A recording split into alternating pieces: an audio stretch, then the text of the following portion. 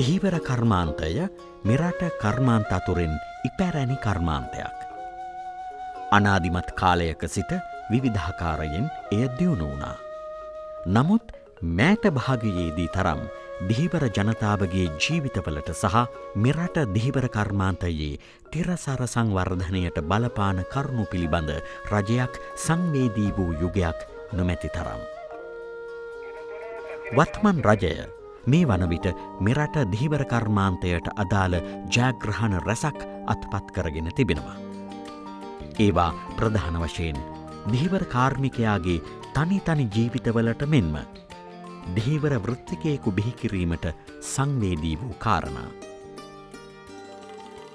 ධීවර මාත්‍යාංශය මෑතකදී ලබාපු විශාලම ජයග්‍රහණ රාශියක් තිබෙනවා. ප්‍රධාන වශයෙන්ම යුරෝපා මත්ස්‍ය තහනම ඉවත් කර ගැනීම.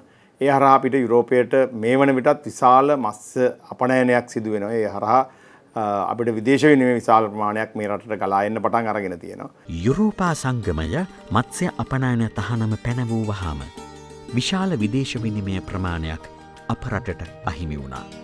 නමුත් වත්මන් රජයේ දූරදර්ශී නායකත්වයට එම තහනම ඉවත් කර ගැනීමට හැකිවීම මෑත කාලයේ මෙරට ධීවර කර්මාන්තය ලද සුවිශේෂ ජයග්‍රහණයක්.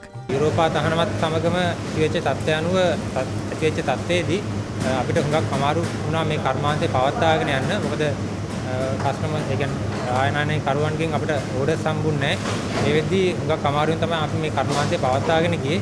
ඒ වුණාට යුරෝපා තහනමේ අවසන් වුණාට සමග මොකද පෞද්ගලික මාස අවුරුදු 1කමාරකට කාලයෙන් පස්සේ නැවතත් අපිට යුරෝපා තහනමේ අවසන් වෙලා මේ විදිහට මාළු අපනයනය කරන්න හැකියාව ලැබුණා. ඊට පස්සේ අතර හුඟක් කස්ටමර්ස්ලාගෙන් අපිට හුඟක් ඕඩර්ස් ආවා. බලයටපත් වූ වහාම ධීවරයන් වෙත ඉන්ධන සහනාධාරය ලබා දීමට වත්මන් රජය විසින් කටයුතු කරනු ලැබුවා. එදා ඉන්ධන සහනාධාරය වෙනුවෙන් හඬ නැගූ ධීවර ප්‍රජාවට ලැබුණු උණ්ඩ වරුසා වෙනුවට සැබෑ ලෙසම ඉන්ධන සහනාධාරය ලබා ගැනීමට හැකිවීම මෙරට ධීවරයන් ලැබූ විශාල ජයග්‍රහණයක්. දැන් මම අවුරුදු 43ක් විතර යනවා දැන් මේ මුහුදු රස්සාවට ඇවිල්ලා. දැන් මට බෝට්ටු 3ක් තියෙනවා, ටිප් යන බෝට්ටු 3ක්. මේ බෝට්ටු තුනේ තෙල් ගහන්න ගියාම තෙල් වියදම දැන් ඉස්සෙල්ලා ගහන්න ගියාම ලස් එක දැන් ගාතයයි 70000කට 75000කට විතර. බෝට්ටුව ආයි යවන්න තව මොනාර කරගතයි. මෙරට ධීවර කර්මාන්තයට නවීන තාක්ෂණය හඳුන්වා දීම අපට එක්තරා අභියෝගයක් වුණා. එය ජය ගැනීම මෙරට ධීවර කර්මාන්තය නඟා සිටුවීමට මහත් පිටුබලයක්. ධීවරයන්ට නවීන තාක්ෂණය අපි වරින් වර හඳුන්වලා දෙනවා. ඉදිරි කාලය තුලදීත් අපිට අවශ්‍ය වෙන්නේ ආරක්ෂිත ආකාරයේ ධීවර කර්මාන්තයේදීමත් ඒ වගේම ඵලදායී විදියට ඒ කටයුත්ත ක්‍රියාත්මක කිරීමටත් අවශ්‍ය තාක්ෂණික සහයෝගය අපි ලබා දෙනවා. ඒ වගේම මත්ස්‍ය නාස්ති අවම කිරීම සඳහා අපි වැඩපිළිවෙළ රාශියක් හඳුන්වලා දීලා තිබෙනවා. ඒ යටතේ නවීන තත්ත්වයේ බෝට්ටු ලබා දීම, ඒ වගේම බෝට්ටු වල තත්ත්වය වැඩි දියුණු කිරීම සඳහා 50%ක සහනාධාර ක්‍රමයක් අපි ලබා දීලා තියෙනවා. VMS පද්ධතිය මෙරට ධීවර කර්මාන්තයට අලුතෙන් හඳුන්වා දුන් sannivedana ක්‍රියාවලියක්. එය ඉංග්‍රීසි භාෂාවෙන් vessel monitoring system ලෙස හඳුන්වනවා. ධීවර යාත්‍රා වෙත මෙම පද්ධතිය හඳුන්වා දීමේදී මූලික අදාළ උපකරණ නොමිලේ සැපයීමට රජය කටයුතු කළා.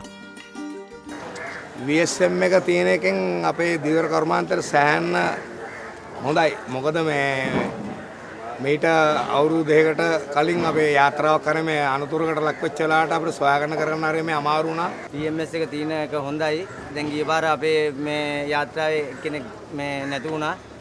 ඒ නැති වෙච්ච වෙලාවේ අපේ බෝට්ටු දෙකේම අයිස් තිබුණේ නැහැ. මිනිහ දියේ දාන්න වගේ සිද්ධ වුණේ. ඒ අයිස් තියෙන බෝට්ටුව අපිට සම්බන්ධ කරලා එයා මිනිහ ගොඩ ගෙන්න මේ අසහන සපෝට් එකක් දුන්නා. ඉතින් අපි කියන්නේ අපේ ගෙවල් දොරවල් වලට හරි මේ VMS එක තියෙන එක හොඳයි. මේ කරදරයක් වුණත් ඉතින් අපේ මුදලාලට මේ අපේ බෝට්ටුව තියෙන තැන පැය 72ක් ඇතුළත දැනගන්න පුළුවන්. අපිට පනවලා තිබ්බ යුරෝපා මත්ස්‍ය තහනම ඉවත් කරන්න මේ අපේ තාක්ෂණයේ නව දියුණුවත් එක්ක මේ පද්ධතිය හඳුන්වලා දුන්න ධීවර දෙපාර්තමේන්තුවෙන්. එතකොට මේක මේ සිස්ටම් එක ආවට පස්සේ ඉස්සර අපේ හිටපු සාම්ප්‍රදායික ධීවර කර්මාන්තයට වඩා අද ඉන්න නවීන ධීවර කර්මාන්තය ඔවුන්ගේ ආම්පන්න වෙනස්. ඔවුන්ගේ යාත්‍රා ඉස්සර තිබ්බ යාත්‍රානේ වෙනස්. එතකොට ඒකට හොඳින් මුහුණ දුන්නා මේ අපේ මේ පද්ධතිය ආවට පස්සේ. ධීවරවරාය ඩිජිටල් කරණය වත්මන් රජය විසින් මෙරට ධීවර ක්ෂේත්‍රයට හඳුන්වා දෙන ලද වැදගත් ක්‍රියාවලියක්. ඩිජිටල් කරණය තුළින් කම්පියුටර් එක ඔන් කළා ඒ සයිට් එකට අපිට ගියාට පස්සේ පේනවා මේ බෝට්ටුවේ අතීතයේ ඉඳලා කොහොමද මේක ඇවිල්ලා තියෙන්නේ, කොහෙද මේ බෝට්ටුව ගිහිල්ලා තියෙන්නේ, අද තියෙන්නේ කොහෙද බෝට්ටුව, මේ බෝට්ටුව කොයි වරායන් වලට ස්ථානගත වෙලා තියෙනවද, කොයි වරායන් වලට මේක ලියාපදිංචි වෙලා තියෙනවද, ඒ කියන සියලු දේවල් මේ තුලින් පිළිබිඹු වෙනවා. මෙරට දිහිවර කර්මාන්තයේ මෑතකාලීන සංවර්ධනය දිහිවර ජනතාවගේ ජීවන තත්ත්වය උසස් කිරීමට සමත් වී තිබෙනවා. එමගින් සාම්ප්‍රදායික දිහිවරයා නව තාක්ෂණය භාවිත කරන දිහිවර කාර්මිකයෙකු වීම නිසකයි. එමෙන්ම අන්තර්ජාතික ප්‍රමිතිවලට අනුව මෙරට දිහිවර කර්මාන්තයේ සංවර්ධනය සිදුවනු ඇති.